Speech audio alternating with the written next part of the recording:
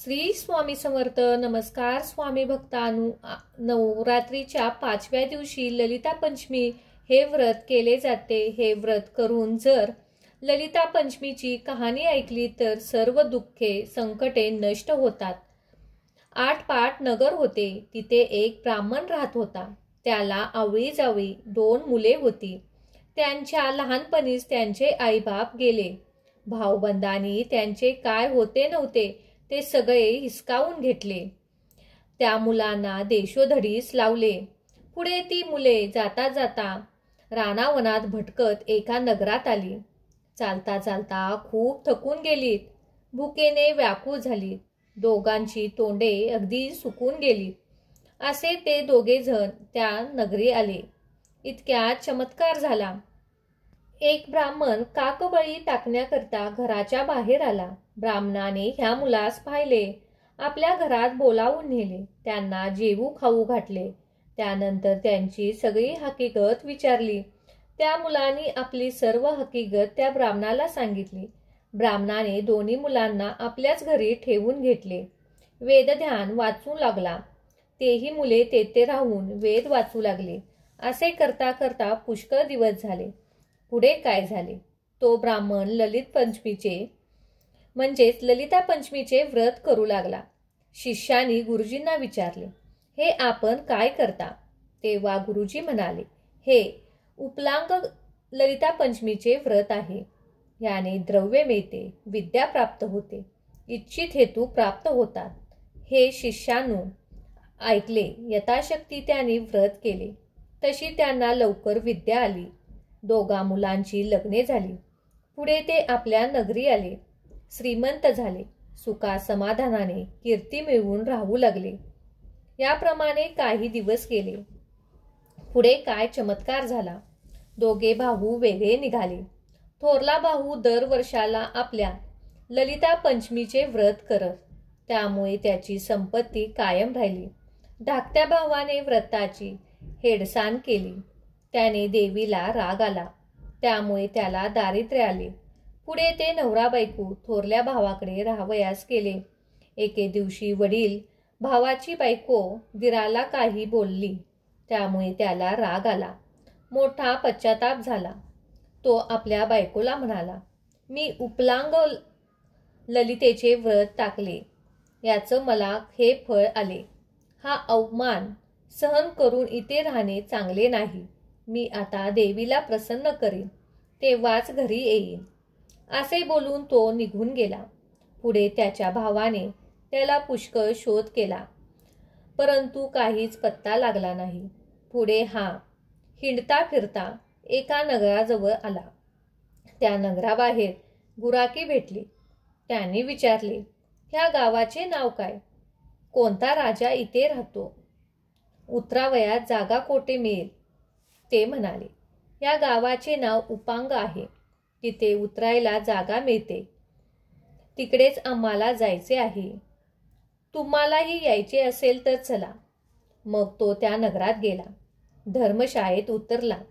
देवीचे दर्शन घेतले. आनंद भावाने तिला शरण गेला. रात्री देवळात निजला. देवीने स्वप्नात येऊन दृष्टांत दिला. राजाकडे जा.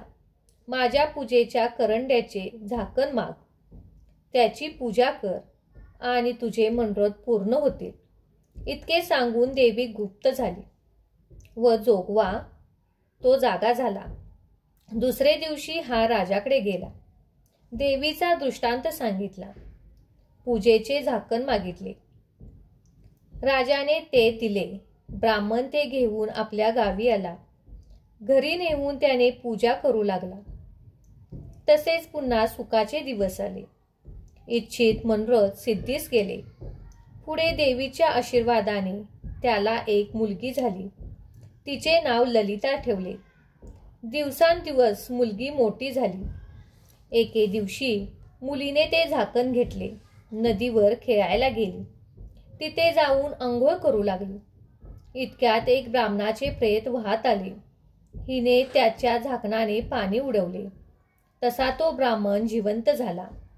देवीच्या प्रसादाने त्या सुंदर रूप प्राप्त झाले.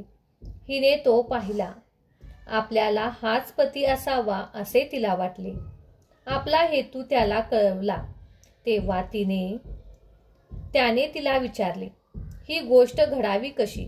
तशी ती म्हणाली, मी तुमच्या घरी जेवायला बोलावते. जेवायच्या वेळेस अपोषण हातात घ्यावे आणि आडून वसा, म्हणजेच बाबा तुम्हाला विचारतील, भटजी अपोषणाचे काय घेत नाही? तेव्हा तुम्ही सांगा की आपली कन्या मला द्याल तर जेवतो, नाही तर असाच उडतो, म्हणजे ते देतील. त्याचप्रमाणे तिने जेवायला बोलवलेच. ब्राह्मण जेवायला बसू लागला. मुलीचे मागणी केली. बापाने मुलगी देण्याचे कबूल केले. सुखा समाधानाने जेवणे झाली. चांगला मुहूर्त पाहून लग्न लावले. नवरा नवरीचे बोळवण केले. घरी जातेवेळीस मुलगी देवीचे प्रसादाचे झाकण घेऊन गेली. त्यामुळे बापाच्या घरातले सगळे द्रव्य गेले. दारिद्र्य आले. ती फार दुःखी झाला. तसं त्याच्या बायकोने मुलीजवळ झाकण मागितले. मुलीने ते दिले नाही. तिने रेष मनात ठेवला. एके दिवशी आई मुलीच्या घरी जाऊ लागली. जाताना वाटेत जावई भेटला. सासूने त्याला मारले. झाकण घेऊन घरी आली. इकडे मुलीच्या व्रताच्या पुण्याने जावं जिवंत होऊन उठून घरी गेला. त्याने बायकोला झालेली हकीकत सांगितली. तिला मोठा आनंद झाला. पुढे ही सगळी हकीकत सासूला समजली. तशी ती जावयाच्या घरी आली. पटापटा पाया पडू लागली. केलेला अपराध कबूल झाला. तिला पश्चाताप झाला. अशा कर्मामुळे तिला गरिबी आली. तिचा नवरा नेहमीच आश्चर्य करू लागला की वारंवार असे का होते. ह्याचे कारण काही त्याच्या लक्षात येईना. म्हणून वडील भावाकडे गेला. त्याला सगळी हकीकत सांगितली. तो म्हणाला, तू ललिता पंचमीच्या व्रताची हेळसार करतोस. त्या योगाने असे होते. व्रत नेम यथास्थितीत कर. देवीची पूजा कर, म्हणजे तुझे कल्याण होईल. त्याने असे वागण्याचा निश्चय केला. घरी आला. व्रत करू लागला. तिने करू तसे तुमचे आमचे होवावेत.